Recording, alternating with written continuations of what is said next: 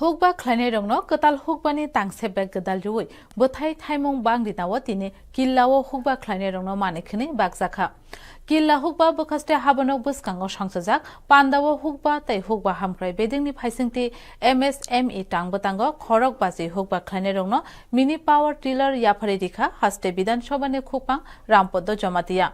Boshaka, Chikonte Haksali Hukba Klane Rongni Thani, Hukba Manikini Tebo Kalake Shamungo Funang Mungte, Hukbani Shamungo Katal Tangsepno Shamungo Funangma, Bangrinani Shako, Handrika Montribakorok, Narendra Modi.